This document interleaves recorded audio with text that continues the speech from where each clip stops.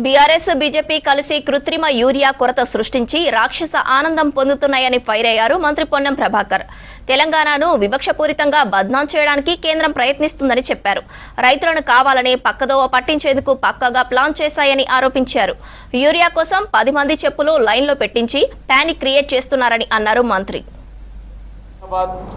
Andhra Pradesh high court జడ్జిగా, ఇతర రాష్ట్రాల్లో జడ్జిగా, సుప్రీంకోర్టు జడ్జిగా కూడా పనిచేసినటువంటి వ్యక్తి ఈరోజు రాజ్యాంగం పట్ల అవగాహన ఉంది. రాజ్యాంగం సంక్షోభంలో పడే పరిస్థితుల్లో ఒక న్యాయ కోవిదుడు రాజ్యసభలో కూర్చుంటే రాజ్యాంగం పరిరక్షింపబడుతుందనే ఆలోచనతోటి రాజ్యాంగం పరిరక్షింపబడుతుందని ఉపరాష్ట్రపతి అభ్యర్థిగా వారిని ఎంపిక చేయడం జరిగింది.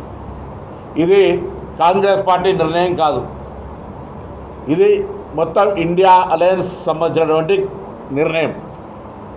వీలైతే ఇప్పుడు గోడ మీద ఉన్న టీఆర్ఎస్ పార్టీ ఈ ఎన్నికల్లో ప్రజలకు వాస్తవాన్ని చూపెట్టే ప్రయత్నం చేయాలి.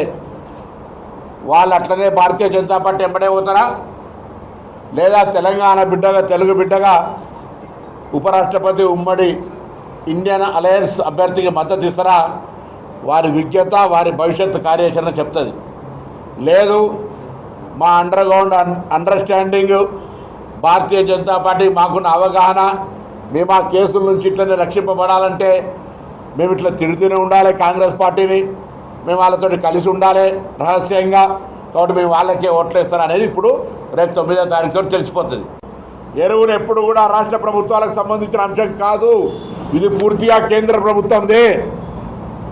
చెప్పులు కృత్రిమంగా పెట్టి నమస్తే తెలంగాణ వార్త రాసి టీ న్యూస్లో దాన్ని చూపించడం ద్వారా ప్రజల లోపల ఆందోళన కలిగింపజేసి ఒక కృత్రిమ కొరత ద్వారా ప్రజలను, రైతులను ఇబ్బంది పెడతా ఉన్నారు. ఇది ప్రజాస్వామ్యానికి మంచిది కాదు. ఈ రాక్షసానందం రైతాంగానికి ఇబ్బంది పెడుతుంది. మానుకోండి.